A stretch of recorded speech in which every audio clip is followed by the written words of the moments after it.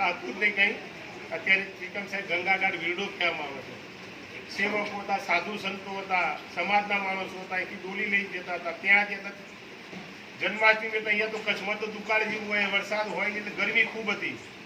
પાણી કરતા આજુબાજુ લોકો જોઈને કંઈક ક્યાંય પાણી ના મળે.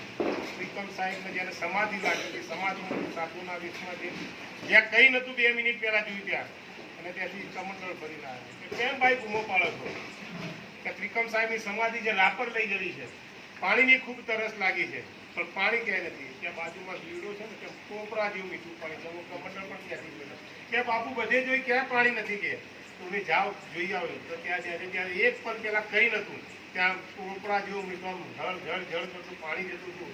ત્યાં ત્રિકમ સાહેબ ગંગા ઘાટ બિરદા તરીકેનું નામ આપવામાં આવ્યું છે. એ બિરદાનું પાણી એટલું ચમત્કારિક છે કે ચામડીનો કોઈ પણ શરીરનો રોગ થયો ને એમાં સ્નાન કરવાથી તમારું મટી જતું હોય. એટલું આજની તારીખમાં જેટલા લોકોએ સ્નાન કરે છે એમને ચામડીના રોગ મટી જાય. બીજી કોઈ ગમણી બીમારી હોય, નિસ્વાર્થ ભાવે અને ભાવથી ભજી લો તો તમારા એ પણ કામ થતા હોય છે.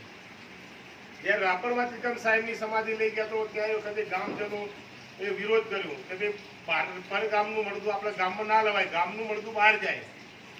તો ઘણા સમજાયા, ના માન્યા. એ લોકો પથ્થર માર કર્યો અને પથ્થર માર્યામાં ત્રિકમ સાહેબના શિષ્ય હતા લક્ષ્મી સાહેબને વાગી. લક્ષ્મી સાહેબની વાગે તો લોહીની ધરાવે છે. પણ જ્યારે ગુરુની સમાધિ લઈને જતા હોય ત્યારે શિષ્ય કોઈને કશું કરે નહીં.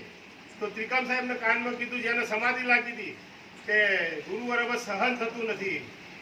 આટલા શબ્દ એમના કાને પડે એમને એક બેરખો પહેરેલો તો તે બેરખો કરવા મને એમ જેમ ત્રિકમ સાહેબનો બેરખો ચાલુ ફર્યો ને એટલે જે પથ્થર નાખ્યા હતા શ્રીફળ બની ગયા અને માટી હતી ગુલાલ બની ગયા. તો ચમત્કાર થઈ ગયો, બધા નમી ગયા. ત્રિકમ સાહેબ બહાર એમ કીધું કે તમે તો માદા છો, શું કોઈ મહાપુરુષ સંતની સમાધિ આવતી હોય તમે સમજણ નથી તમને તેનો રોકાય. અને એ લોકોને જે શ્રાપ આપ્યો તો લગભગ 150 વર્ષ સુધી એ લોકોનો જે હતા એમના પરિવારના ધંધા રોજગાર પર થઈ ગયા. એટલે કોઈ પરિવારનું કોઈ નિસંતાન કોઈ સંતાન પણ થતું નથી.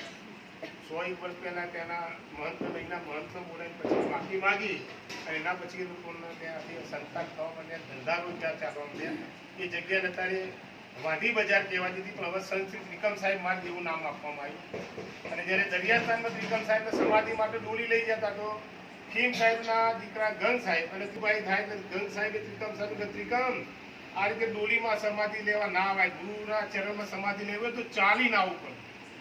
તો ફરીથી પાછા સમાધિમાંથી જાગૃત થઈને ડોલીમાંથી બહાર ત્રિકમ સાહેબ ચાલતા ચાલતા આવે છે. જ્યાં ગુરુને સમાધિ આપી છે આંબલીનું ઝાડ ત્યાં થઈ ગયેલું હોય છે. હવે આંબલીનું ઝાડ થઈ ગયું તો ગુરુના ચરણમાં સમાધિ કઈ રીતે લેવી? તો પાછા આંબલી માતાને પ્રાર્થનાની વિનંતી કરી છે કે તમે ઘણા વર્ષો મારા ગુરુના ચરણમાં રહ્યા છો, મારો સમય છે, મારા ગુરુના ચરણમાં મારે સમાધિ લેવાની છે, તો મારે જગા આપો. તો આંબલી ત્યાંથી 10 ડગલા દૂર થઈ જાય છે. આજે પણ આંબલીનું ઝાડનું થડ ત્યાં મોજૂદ છે, તે અંદર પીપળો થઈ ગયો છે. ખીમ સાહેબ અને ત્રિકમ સાહેબની સમાધિ પણ ત્યાં મોજૂદ છે. અને રાપરની અંદર જ્યારે ખીમ સાહેબ હયાત હતા એવું કીધું કે જે ત્રિકમ સાહેબનો જે રવિબાણ સંપ્રદાયના તારણહારી ત્રિકમ સાહેબ કહેવાતા, પણ ખીમ સાહેબે એમનું બધું જે સગળું સુખ હતું ત્રિકમ સાહેબને આપી દીધું અને કહી દીધું કે રાપરની અંદર પહેલી આરતી ત્રિકમ સાહેબની થશે, પહેલો ભોગ ત્રિકમ સાહેબને અપાશે અને પહેલો પ્રસાદ ત્રિકમ સાહેબને થશે. તો આજે રાપરની અંદર પહેલી આરતી ત્રિકમ સાહેબની થાય, પહેલી જો ત્રિકમ સાહેબની થાય, પ્રસાદે ત્રિકમ સાહેબને આપે. ત્રિકમ સાહેબ ત્યાં ભાણ સંપ્રદાયની અંદર આ ખીમ સાહેબ ત્રિકમ સાહેબથી આ ગુરુ પરંપરાનો ચીલો ચાલ્યો છે. અને આજે આખા ગુજરાતની પણ વિશ્વમાં ગુરુ શિષ્યની જે પરંપરા ચાલી હોય તો ત્રિકમ સાહેબ ખીમ સાહેબથી બોલો ત્રિકમ સાહેબ જય. કોર્ટમાં પતાવી